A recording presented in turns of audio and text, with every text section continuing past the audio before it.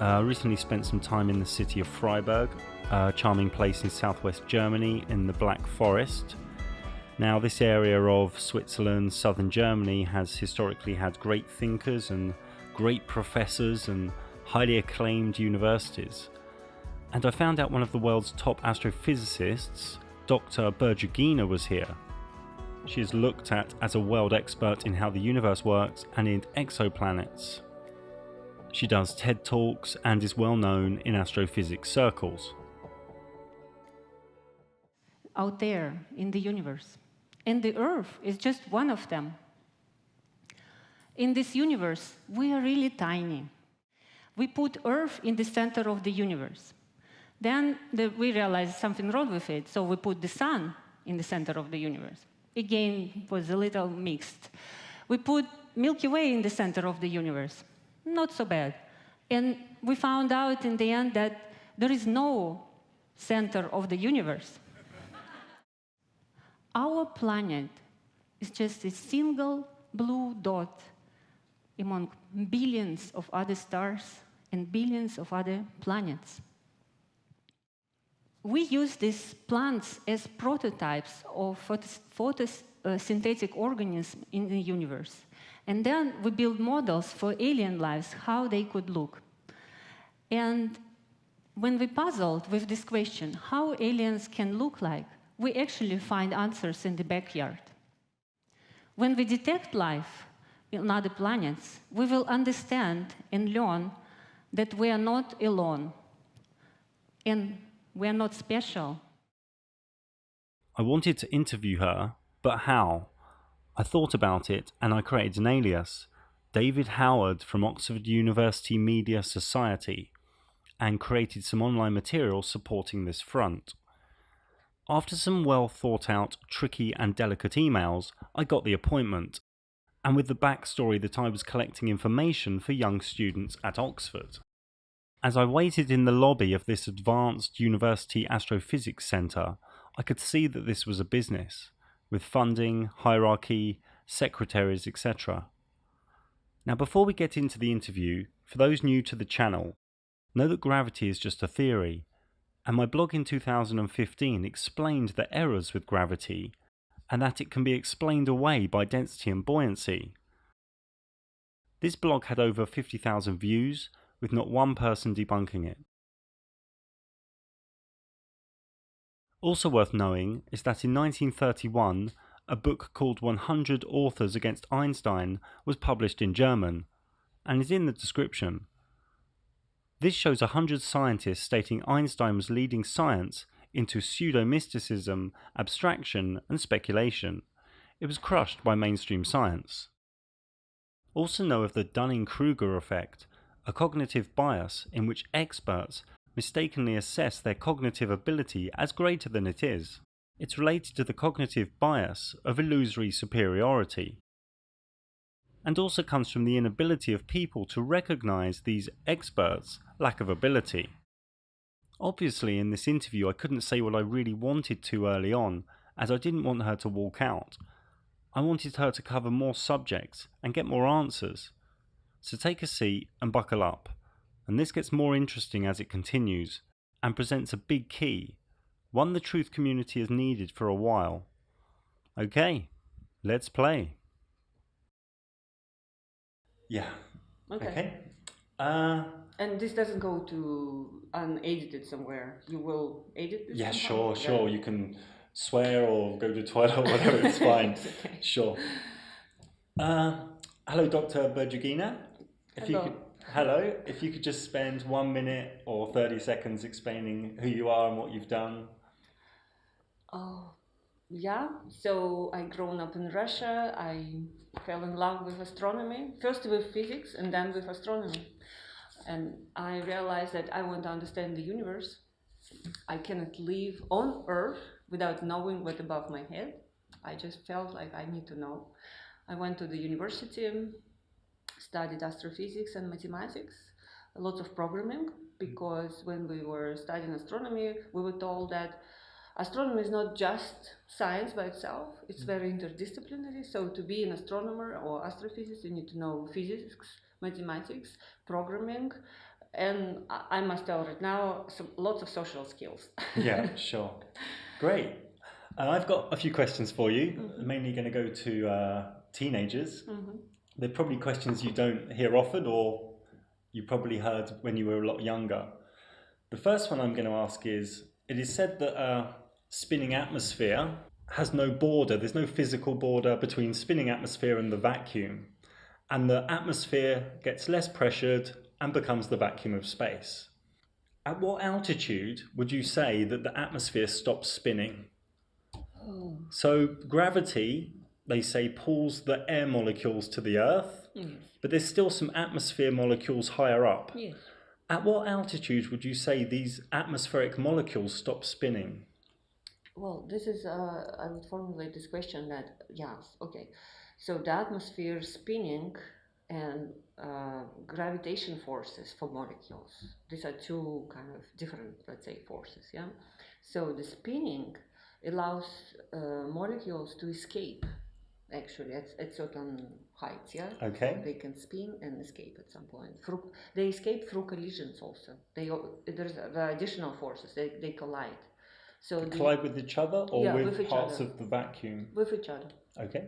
So in order to understand when the atmosphere ends, kind of, yeah,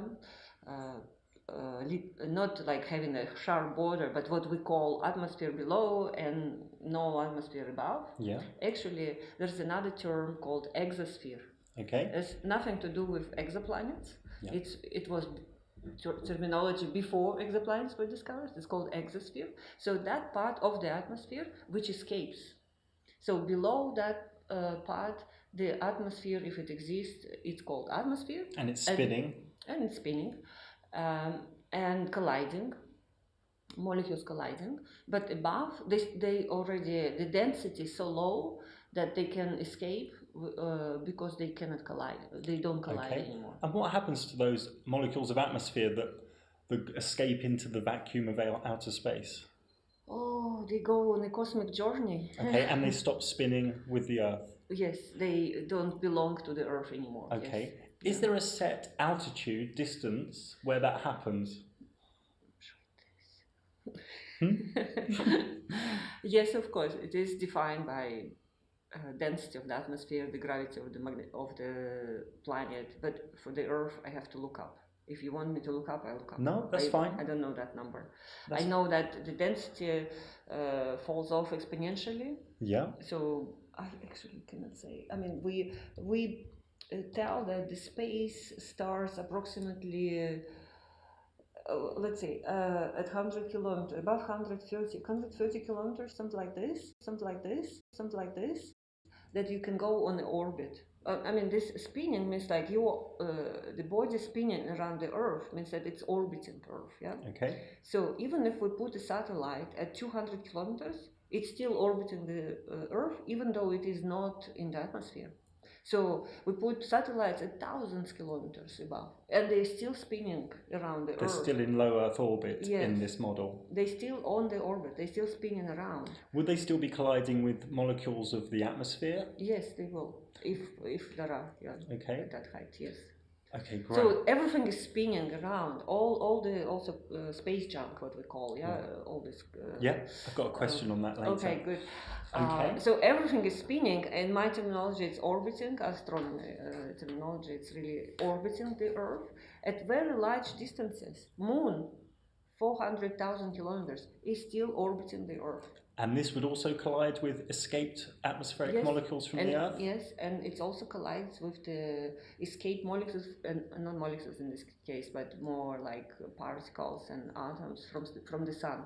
Okay. Which is called solar wind. Okay. Yeah. Okay. It's like hard to, I mean, the atmosphere definition is that, okay, when the molecules can escape, the atmosphere ends. You have to look up this number, for the Earth, I don't know. But it's kind of arbitrary and it's kind of hazy. Yeah, exactly, it's just escaping.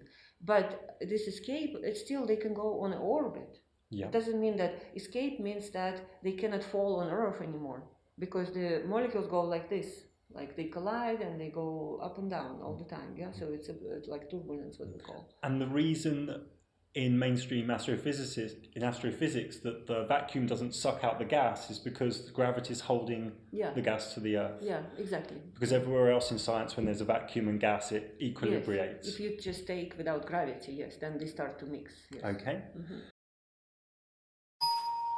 Our survey said. On to the next question. It is written in astrophysics that the rotation of the Earth is due to, we can't feel it because of constant velocity.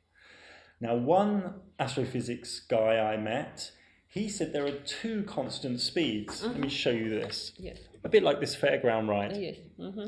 And some people I know looked at some rotation physics, and they said if you're on the edge of this, you would be experiencing acceleration and deceleration. It's only the middle point that would experience, like the wizard in the middle. The wizard would be constant velocity, but if you're on the edge, you get acceleration and deceleration because of the two constant speeds. How would you answer that? You mean why this happens, or? Well, surely with the rotation of the Earth, Yeah. and because it's going around the sun at 66,000 miles an hour, Yeah. we'd be experiencing deceleration and acceleration. So think of this fairground ride. Pick one human being. So pretend that's the Earth. So you want to include all the velocities involved, also Earth Just two. rotation. The Earth rotation on its axis, 1,000 miles an hour, and 66,000 miles an hour around the sun. If you're on the edge of this sphere, like a human being, you would surely be experiencing deceleration and acceleration. Exactly. How does astrophysics at your level explain that? Well, it's gravitational forces. So one gravitational force you have towards the Earth center. So this is gravity of Earth, and that what holds Earth together. And when it rotates, you experience this acceleration on the edge of the Earth and the gravity towards the Earth. But when the Earth goes around the Sun, there is gravitational force towards the center of the Sun. So two gravitational forces produce this effect of acceleration and deceleration combination. Bingo! Yahtzee! Is that your final answer? Our survey says. But wouldn't that mean we're not at a constant velocity, so humans should feel the rotation of the Earth?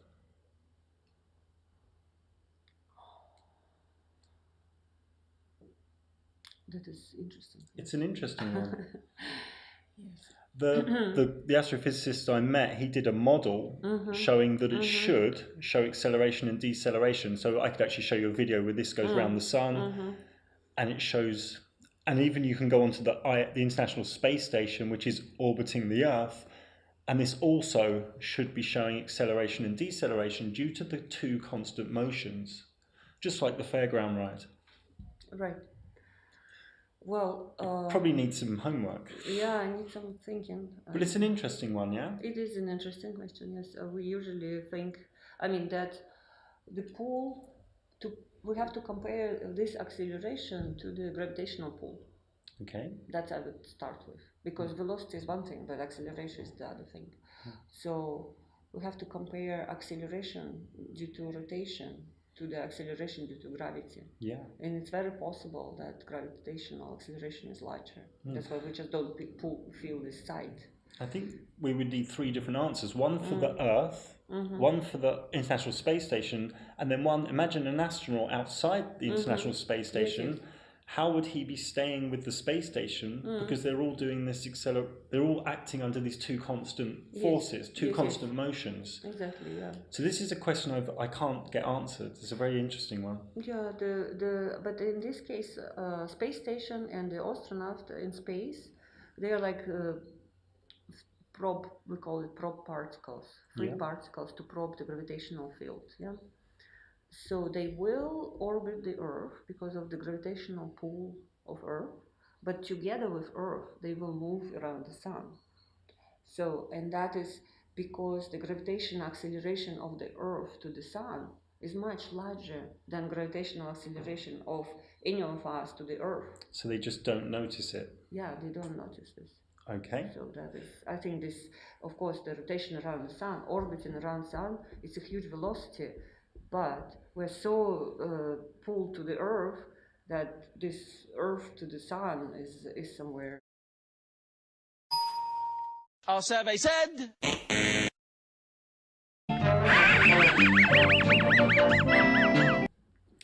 Yeah.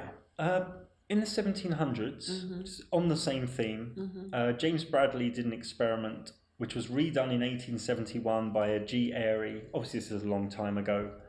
And also the Michelson-Morley experiment in 1887. All these detected no rotation of the Earth. It's a bit of a silly question. They detected no ether. No ether. Yeah, I've read this. Yes, no motion of the Earth with respect to the sky. Motionless ether. That's the measurement. So they disprove that there is ether. Okay. Yeah, this could be interpreted in many ways. So what scientific method, instrumentation or experiment would you say proves the Earth is rotating? What would be your first, number one best proof if you were doing a lecture? That we see sunsets and sunrises. Okay. Moonsets and moonrises, yes.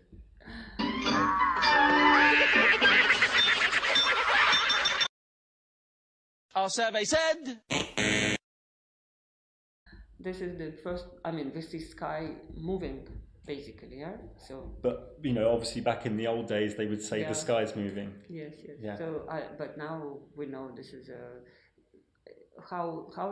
if we understood that we are humans, not us. Humans are not in the center of the universe, if you take this Aristotle system, we are in the center of the universe. It's funny because the Planck probe in 2013 did say we are the center of the universe. I don't know if you ever studied that experiment. Yes, Planck, I don't know why they said it. It's like we're in the center. Yes, that's, I want to tell this. So sure, okay. Aristotle said, okay, we're in the center of the universe, Earth, and everything around rotates. Yeah. Then Galileo and Copernicus and Kepler, they said, no, there's the sun in the center of the universe. Yeah. Then Hubble came 100 years ago, said that, we see that all galaxies are moving away from us. Doesn't mean that we're really in the center of the universe. Yeah. But then later we found out that space expands. Einstein said that no, the galaxy is moving fine, but it's not that because we're in the center of the universe. It's because space expands at every point of the universe. So every point of the universe could be wherever you were in the universe. You would see that everything expands from you. So you would always feel I am in the center. Let's go on to gravity. This is probably come across as a very obscure question. So these people said to me, gravity is strong enough to hold boats and cargo and cars to a spinning ball, but yet it's not strong enough to pull the butterfly down or these small areas of these dead flowers. How would you answer that? This is the buoyancy. Yeah. So when it's the same question, how can we swim in water? So why don't you fall to the bottom of the swimming pool? Buoyancy. It's buoyancy. But then couldn't gravity be explained away? Because gravity is a theory, yes? It's a worldwide agreed theory. It's not, I don't think anyone's got the graviton. It's a theory, but it's very well tested and very well confirmed. Even though we don't see graviton, it's still very well tested. Yes. Could gravity be explained away with density and buoyancy? It's not gravity. I said it's buoyancy. It's combination of buoyancy and gravity. Back to the butterfly. Yes. Yeah. So you swim in a swimming pool or ship on the water. You have two forces again. So in every physics study, this for students, they need to take all forces into account, which are essential. So in this case, one goes down, gravity, and one goes up, is buoyancy. And you can swim when on the surface. When at the surface, these two forces are equal. So if you go down, gravity will be stronger, but buoyancy also will be stronger. So then you can float. How does that affect the dead part of the flower? It's the same. Atmosphere is the same as a swimming pool. There is atmospheric buoyancy. Okay. So it's the same for light creatures like butterflies and dandelion. I don't know how they call them in English. And how these things are called in English? It's called a dandelion. Yeah, the whole thing. But this one? I don't know. There's no such word. So they're also floating. because the buoyancy for these things is much larger than gravity. The mass is very tiny, but they are puffy. So for them, the volume is bigger than the mass. It's the mass ratio volume to mass, basically. Okay. So, and the volume is much bigger than the mass, and so the buoyancy is much larger than gravitation. And for the butterfly, I guess they can coordinate that. And it would be the same answer for gravity strong enough to hold the moon in orbit, Yes. but astronauts can float about and pretty much choose what direction they go in. No.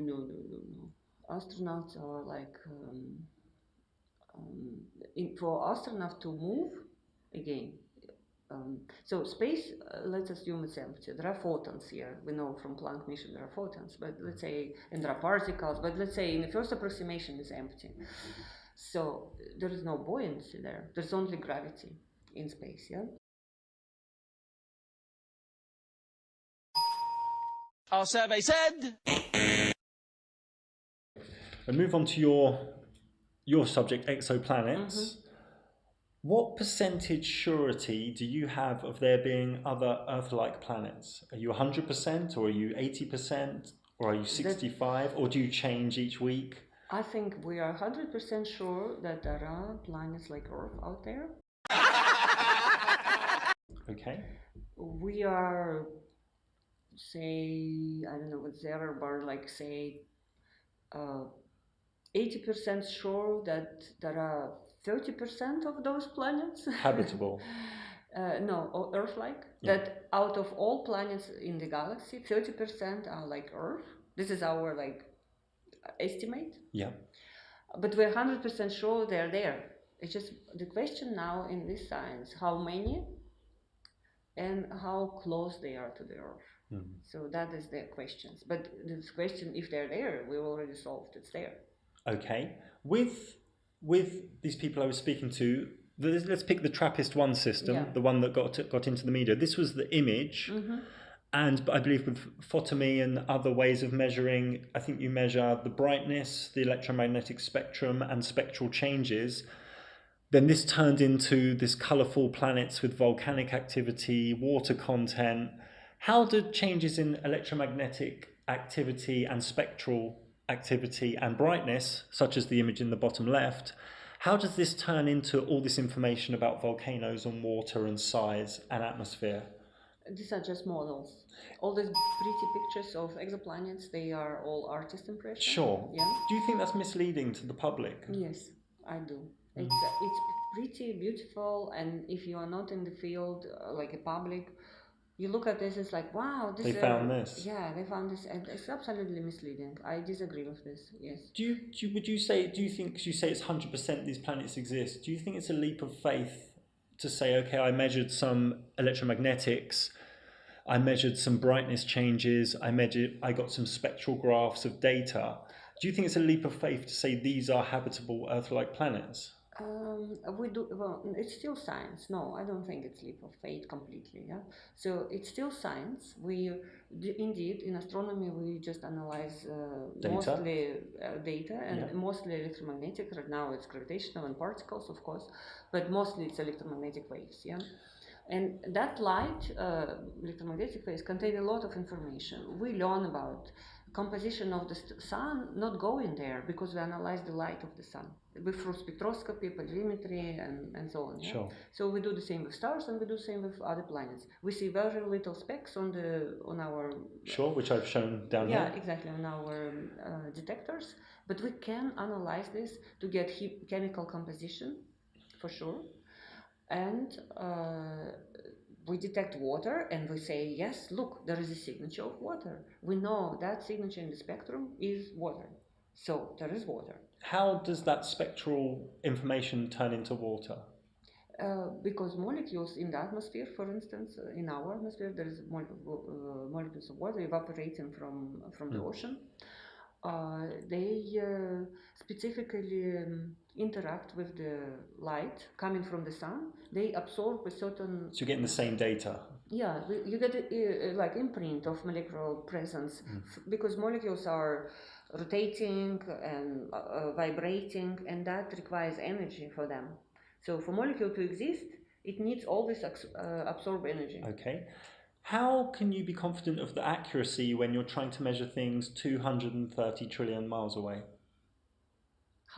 How can you be sure of the accuracy when you're going 232 trillion miles away with a little instrument on Earth? Yeah, that is quite amazing, probably to understand. But this technique of spectroscopy is basically distance independent. If you see in print, of course, the problem is to collect enough photons. So when you go further away, light photons. Yeah, light photons. You need to collect them enough in order to see the defect due to water absorption, what we call.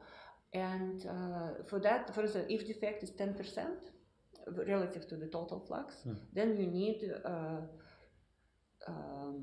let's say, at least 100 photons to detect it, you know? So that it depends on your detector. Let's say you need 10 photons would be probably not enough to detect it. You need more, maybe thousands of photons. The more data, the more patterns you can get. But it's really distant independent in this case. So if there is water, it doesn't matter is it here or 1,000 kilometers or in the lab. So what would be your number one proof? You're at a dinner party, someone says, what's your number one proof, scientific method of Earth-like planets existing in the galaxy? So far, we know they exist through transit techniques. This is our... these are not, like you have a curve there, this is not a direct detection of a planet, it's indirect, means that the planet transits across the disk of the star and then we see this dip. This is not water, this is just a presence of a planet. And by amount, how big is this dip and how much it lasts, we can say whether it's small planet, big planet, on which orbit it is, you know. And through that we know that there are these kind of small planets, yes. Okay, great. I have a couple of questions about the moon. I'm sure this is just an error with NASA. This is a famous image called Earthrise, but there's a problem with it because the Earth's too small. Okay, moon viewed from Earth is this size, and Earth viewed from moon should be a lot bigger. Well, the moon size also changes through month and through years.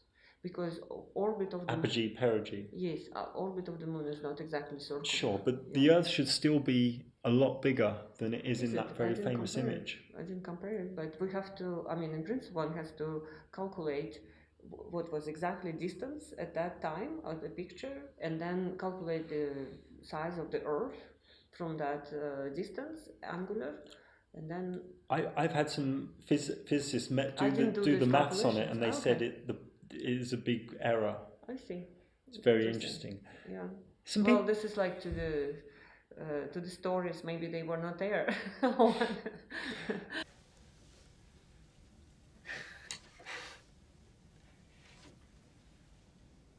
This is interesting.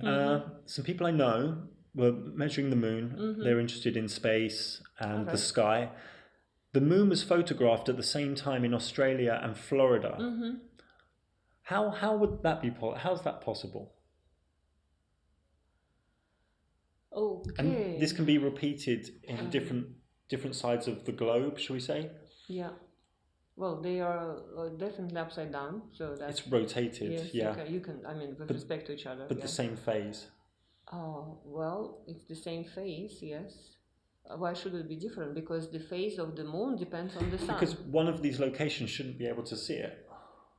So on the globe, say the moon's here in Florida, the guy in Queensland shouldn't really be able to see it. But this is a full moon, close to the full moon. Close to full moon. So this means that there is an angle at which it's seen. So full moon means that the Earth, opposite. Yeah, the moon is opposite to the sun. Yeah. But still, with the globe, with the Earth being a globe, it shouldn't be able to see them both at the same time. And this is being repeated. This is an anomaly that some people can't work out. If somebody does it, so it's possible. For me, it's like this, you know. You cannot say me impossible if somebody does it. Sure. So then I say it's possible, and then you can ask why it is possible. Then I do calculations. Yeah. So I would say you cannot argue. If this is not a fake news. I can verify this. You know, if it's not a fake news, yeah. then you have to say, okay, interesting, it's possible. I would like to understand why, and then maybe it's possible only a few times a year. You know, It could be done daily. Daily, okay. Even then, with then just it's, after new moon. Then it's fine. You know, then it means that moon is far enough from Earth that in a full, close to the full moon, yeah, you can see it like from the front and from the edge. But in the model, there's a model software called Celestia. Yeah. Yeah, you know Celestia? I don't know. Yeah, there are many. It's a mod. Yeah, there's many. Yeah, It's a 3D model of the solar Yeah, system. When you put this date and time in, you shouldn't be able to see the moon from both places. So there's a problem somewhere. So probably model is wrong. I would say. This is for me, as a scientist, we're always like, okay, there's a puzzle, there's observation, which is true data, and there's a model which cannot confirm the data. Then I'm sorry, the model is wrong. So you would say direct experience is the king. yes, absolutely. I agree with you. Absolutely. Yeah, I totally agree with you. If this is possible, like you, the data has to match. Yeah, the then observation. the model is wrong. Then your program probably because that's science. Yeah, exactly. Yeah. Okay, with the moon, it does this other strange thing. On a solar eclipse, you know where Yes. coincidentally the sun and moon appear the same size, which we're saying is a coincidence, yeah? The moon does a shadow on the Earth, yeah? Now this shadow is 100 miles wide. Yeah. This is the only phenomena in our experience here in this reality where the shade is smaller than the object casting it. So you can do 1 million experiments with shadows. The shadow's never smaller than the object casting it. And here we have the moon, it shrinks its shadow. The people I speak to just can't work out why this can be. It's something I can't get my head around either. Because it should be this is thousands of miles. This is a parallax. Yeah, so this shadow and the toy is long way from the light. Okay, the shadow is decreasing. No, it's not. It's always the same size. It can't go smaller than the object casting it. It says tiny shadow. This word here should really say same size shadow. Yes, it can. If you do it from the top, then the shadow is very small. There's another image somewhere. So think of sun and clouds. The clouds will always cast a shadow bigger or the same size as the cloud. There's no phenomena in this reality where, say my pen, can we get light? My pen, and the light comes on my pen, the shadow can never be smaller than the pen. Or my bottle. Say the sun's out today. Yeah, but look, if the sun in the zenith and you are standing under the sun, your shadow is much smaller than you because it's from the top. Okay, say the sun was right above my head, like the solar eclipse. Yeah. The shadow would not be smaller than my head.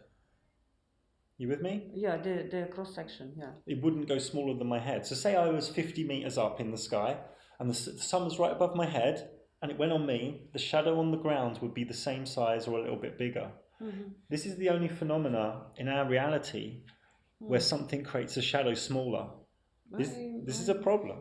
I don't think it's a problem. Maybe you caught me on a spot, but I have to think about it. Yeah, some of these questions are I don't solve every day. Sure. This is why I have to think about it. But this is science. This is why we question things. Absolutely. I mean, this is I don't think this is unexplained. I'm sure it is explained. I have to think about it. Yes. This is a quick question a friend wanted me to put in. He said, with the lunar lander, there's one rocket. How would that land with one rocket when the spacecraft is asymmetric? Like we haven't seen on Earth a craft landing. I mean, the SpaceX one they say lands, but that's very symmetrical. So it's a very asymmetric lunar lander. Yes. Surely we'd have seen that being tested on Earth, or we'd see things now. It's jumping. Yes. Did you see the movie of First Man? It's called. How he practiced, I mean, in the movie, he practiced landing on this. Okay. And it was jumping like hell, like this. And he said, I will practice until I make it, so it's probably some also human skill involved in there. Maybe a bit like when they did a manual docking with the ISS. Yeah, it's all, I mean, this Apollo 11, it's all manual. If you go to Smithsonian, it's shocking. They use the calculator smaller than we use 4 in our... kilobytes memory. Smaller than we have in our telephones right now. It's all manual. Yeah, and they had when the lunar lander took off, they filmed it. You know that piece of footage? The lunar lander takes off from the moon, and they created a film. It was like a 10-second film of it taking off. And my friend asks, who filmed it and who? How did that? They left probably cameras there. That's fine. And then went back to get them. No. Oh, they get through radio, pictures through radio. Yeah. So in the 1960s, they sent videos, digital videos, back across space. Well, it's radio. So let's say they can take pictures. But they only had a 4K memory lunar lander, and now you're saying they have like a 20 megabyte ability to capture video.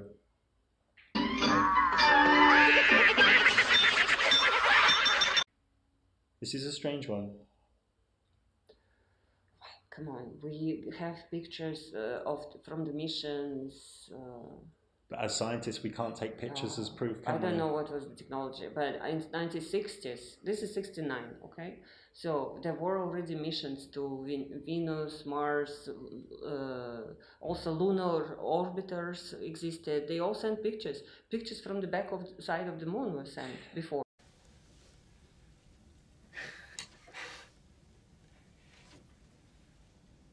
I, as an independent journalist, I can't use pictures as evidence.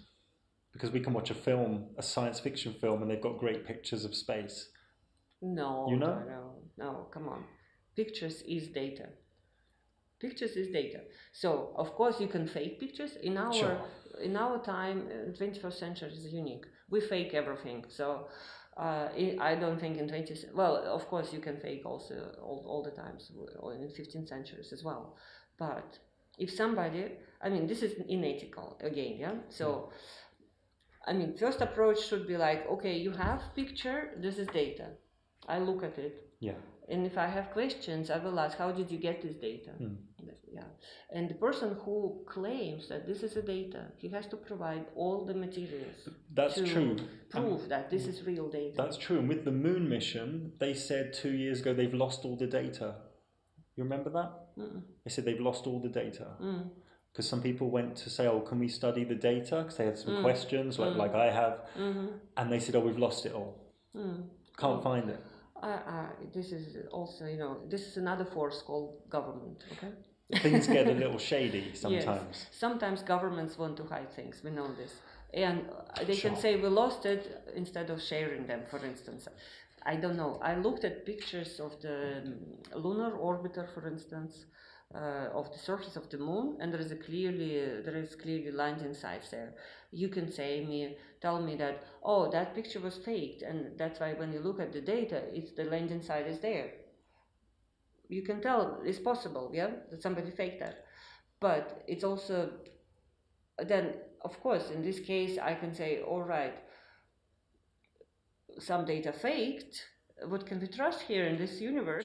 You would say it's healthy to trust photos and images from bodies like NASA? Well, what can we trust then? I don't know. I mean, if we question everything, then we end up crazy, maybe. Yeah, we should hold on something, And NASA, I think, safeguard its reputation. I would say, trying very hard. And all of us, all scientists do that. But when the government is involved, I don't know what happens. So that I can imagine that there are forces saying like, we don't want you to share this data, and then the scientists are constrained. And then you can call it unethical from our outsider point of view. But for those people who work there, this is maybe a threat of life, Sure. And so it's a controversial thing. Yeah, because NASA is a government agency. Yes, exactly. So I don't know what they hide. I cannot prove or disprove because I'm an outsider. Sure. Two questions about the space station. I think a year ago they had some cracked glass on the space station due to space debris. This was put all over the internet and mainstream media, but yet they still did spacewalks a week later. Would you think that's a bit dangerous to do if you're getting the screen cracked by space debris? Surely if you're an astronaut, you'd be like, hey, I'm not going out there next week because my spacesuit, I'm going to die. There's a good chance of dying.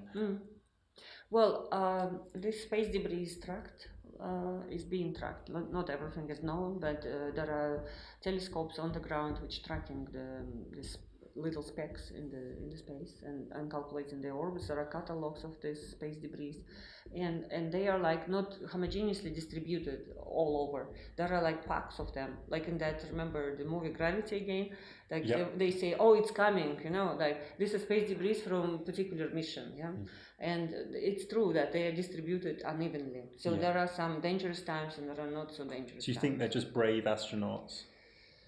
Oh my God, it's another force. You have to do things, you know, it's your job. And of course, I'm sure the government takes all possible care that people are not damaged there. But if it's a job, you just do your job. Yeah. You given the order, you do your job.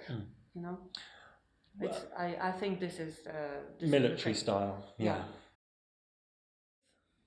Going on to something a bit interesting here. This is recognized all around the world as the spherical trigonometry of the curvature of the Earth, yeah?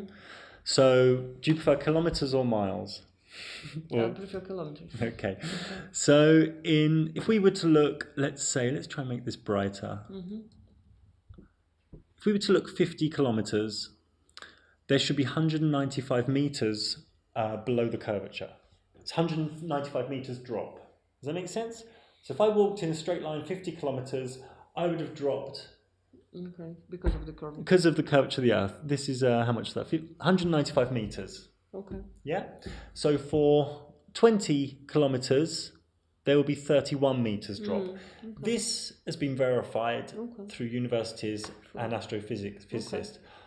What if I told you I knew some people who, over 4 years, have done about 50 to 100 experiments, and they can see lighthouses and have done laser tests over between 30 and 60 miles. So like a laser hits a mirror across a long lake, like Lake Constance, near Constance, near here, and seeing things like Chicago's skyline from across Lake Michigan from 50 miles away. And they factored in the height of the person and all the maths, and that these people actually cannot find the Earth's curvature. For instance, I didn't understand what they say. For instance, I have a video here. I just want to show you some tests. So this guy has done some tests. Where are they going to be further on? And there's many. Using the P900 camera. Have you heard of this camera? It's 86 times zoom, and it's only come out recently.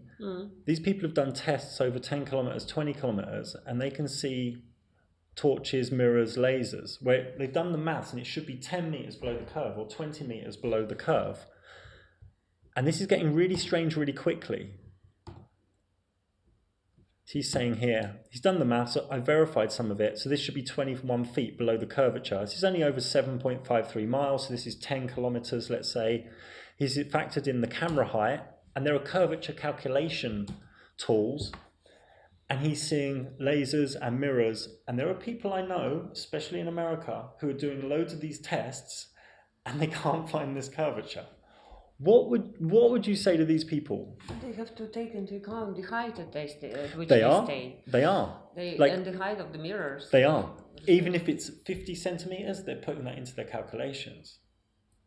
How do they measure the height of their own height on the Earth? They have to know it very precisely. If they want to measure 20 feet. Sure. What they do, they're actually generous. So say they set up a tripod at 1 meter, they actually put into the calculations 2 meters. No, I mean height, like relative height of you, because Earth is not really round, it has bumps. That's what I mean. How do you take bumps into account? There's an oil rig one. This one's quite far. This is like 20 kilometers. You have to take the profile of the Earth. So you're saying saying they're just finding so this is really interesting. This is 3 oil rigs, and the furthest one is 26 miles away. You shouldn't be able to see it. I mean, we can say the Earth is flat in some places and more curved in others, but these guys have done so many tests.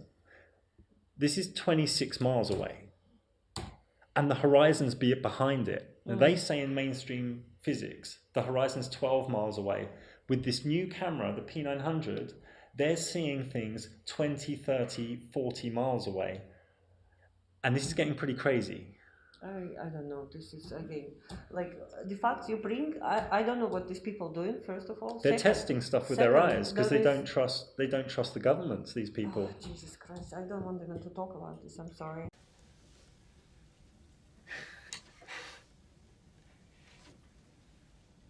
Why don't you want to talk about it? This goes crazy.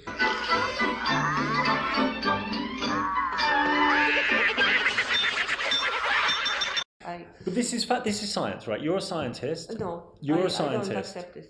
How can you not accept it? It's right in front of you. The oil rig's 21 miles away. No, I don't. I want to have. This is a test. It's a scientific test. Who did this?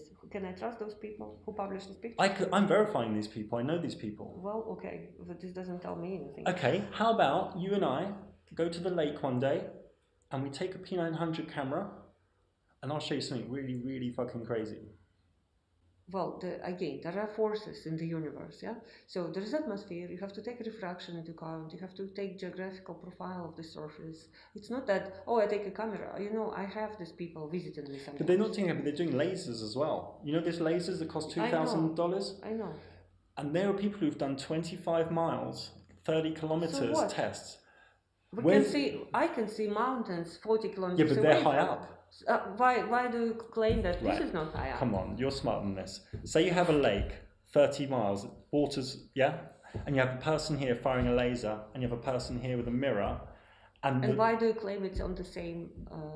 there should be curvature. With the official size of the Earth, there should be detectable curvature of about 30 meters in some cases, maybe more. And people can't find it. There are other things to be counted. Not only just claiming, oh, there's no curvature. You have to count shape of this thing where the water is, how it feels, what's the gravity there. The gravity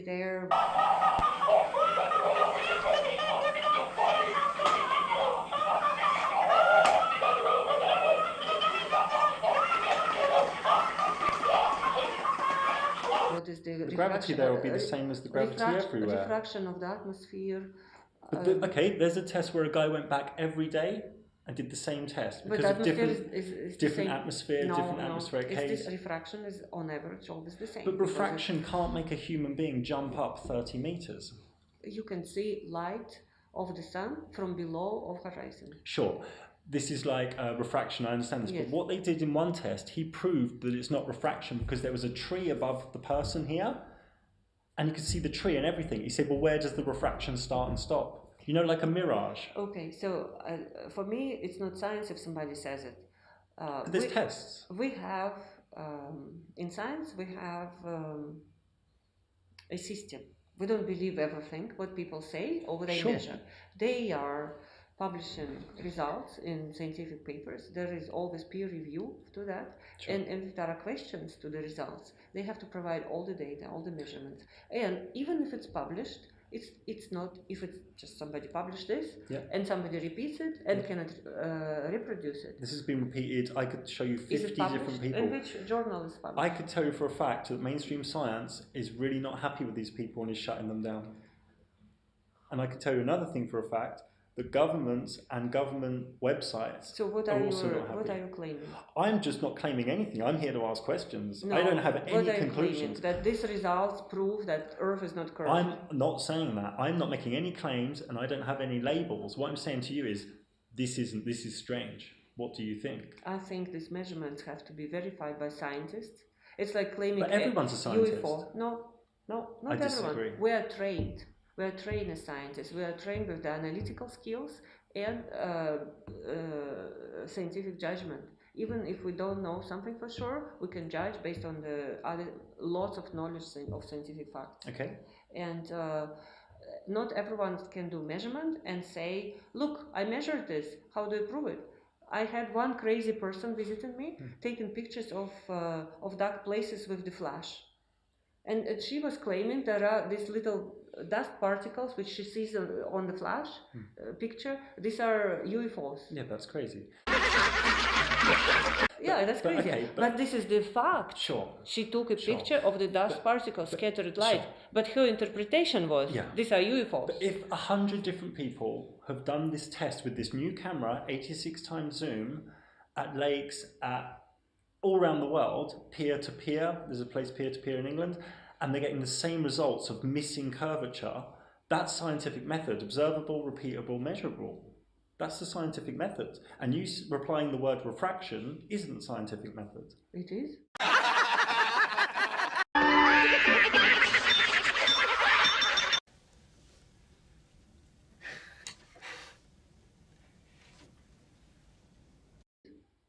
Refraction? Well, where's your results that show refraction explains these tests away?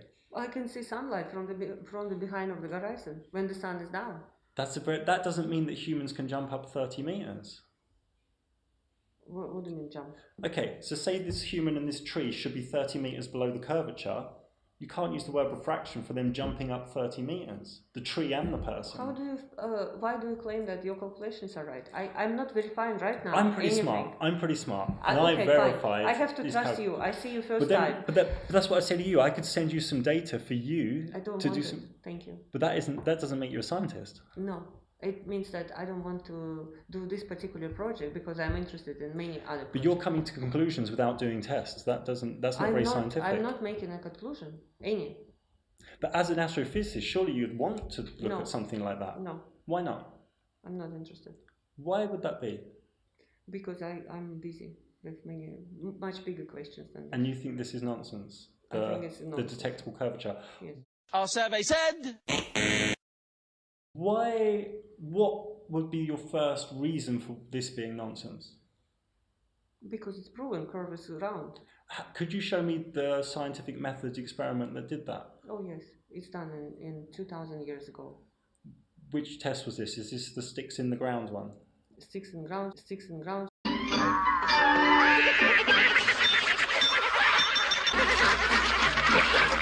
Ships on the horizon. I could show you with this camera ships, they go over the curvature. I could show you them coming back. Okay. Reappearing. So it works? Huh? So it works in your case? What I'm saying is the human eye has a vanishing point in these tests. I'm not making any claims. I'm just trying to find things out. The human eye has a vanishing point. That's not curvature, it's the human eye's vanishing point. Ships go beyond the vanishing point and people say it's the curvature. I can prove to you today if you want, with this P900 camera, the ship comes back. I didn't understand that. Okay. It's okay, fine. I'm not going to talk to people who claim that Earth is flat.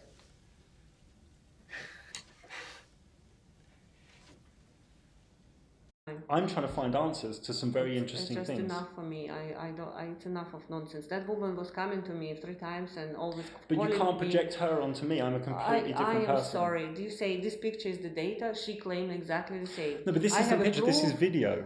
This is video. It doesn't matter. It doesn't matter. So if I showed you 1,000 videos... It's interpretation. Okay, if I showed you 1,000 videos of PhD scientists doing this, these aren't a bunch of idiots, these are scientists, a lot of them are PhD scientists. If I sent you 1,000 videos from PhD scientists doing curvature tests, you would still say it's nonsense. PhD science in what?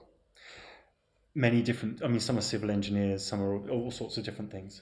Some are astronomers. Well, let them publish this. I want to read that paper. But when they publish it, do you know what happens? It gets shut down. Yeah, I want to read that paper. The paper's not allowed to get out there. You even put a video on YouTube, they turn it off. I'm not talking about this. This goes into a direction I don't want to talk about. But this is science. No. Because it's measurable, repeatable, observable. It's not science. Why would you say that? Why would you say this isn't science when people are doing tests and capturing data? Because of that woman I told you. There are pictures. These are data. But as a scientist, you should say that was her and this is something different. No. You can't project an old issue onto a new issue. No, I give you example. By exclusion. Try exclude that picture was, you claim that every picture is a science. It's data, I agree. This is data, somebody recorded it. Yeah. What comes after data is the analysis of the data. And that's what's happening in these videos. How the analysis is done, and after the analysis, there is interpretation of that analysis. I can show you hours of this. And This is the data, the curvature model that every university in the world goes with. Fine. And this has big problems. Make these measurements on the moon. Make these measurements on the moon. Make these measurements on the moon.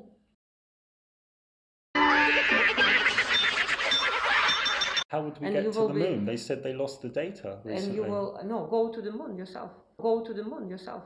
But we can't go to the moon. Yeah, so what can I do? But NASA said that last year they can't go to the moon because they lost all the data. Well, sorry. We live on the planet with the water and the atmosphere and gravity and uneven shape. And if somebody measures something which doesn't fit exactly circle of the Earth, I'm sorry for this person, because this is idealistic model. You think they just got lucky and found a flat area? I don't know what, it's probably just whatever. It's randomness.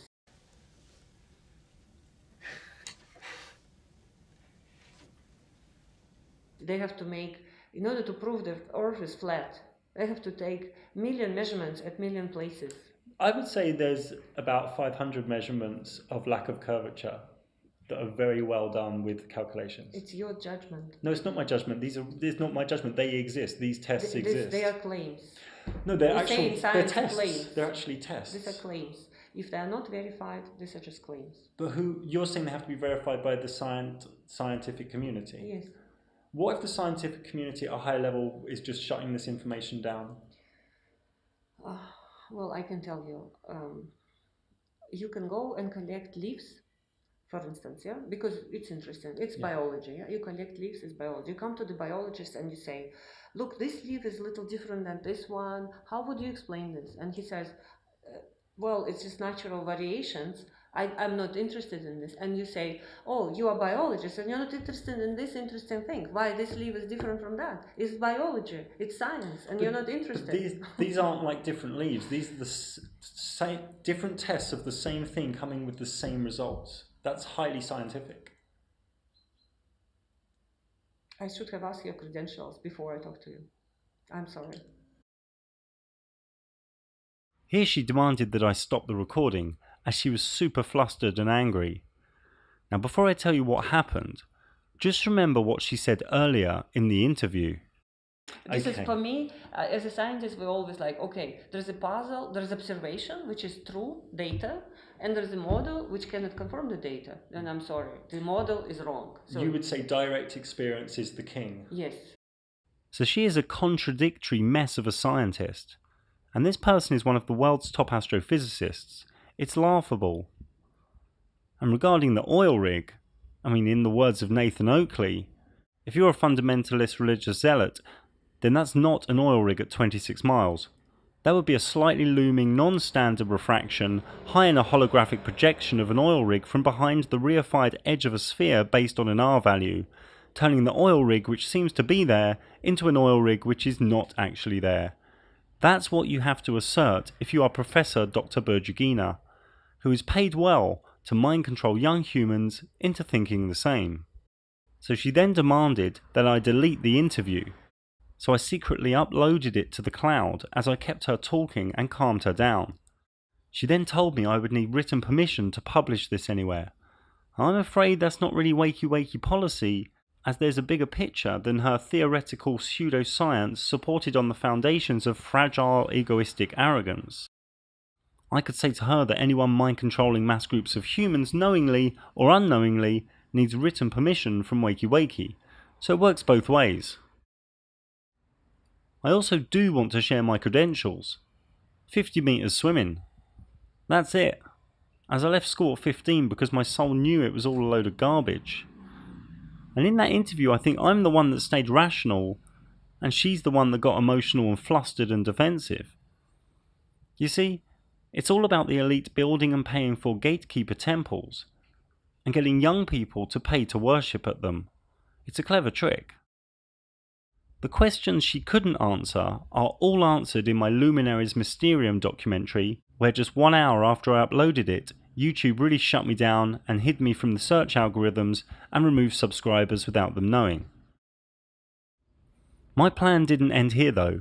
I created double-sided flyers that are downloadable in the description and a linked Instagram account full of memes, and then bombed the city, mainly student cafes. This whole method of undercover interviews and flyers is simple for anyone to copy and paste into other cities. I've shown you how easy it is. I've shown you that the top astrophysicists are frauds. You have the tools, as they simply have no scientific method proofs. It makes it fun. The second undercover interview I did in Freiburg was on a different subject and will be online in a few weeks' time. I also have some new t-shirt designs I'll share in a moment, and as you know, I do professional true cosmology astrology / luminology with over 250 happy clients now, and I also give advice regarding the understanding and investment into crypto assets. Oh, and whoever it is who keeps getting the secret police to stop me in different countries and point guns at me for no reason before strangely letting me off, just come and have a chat and a cup of tea, mate. It comes across like you've watched too many 80s B movies and think you're all Miami Vice or something. Just need to grow up.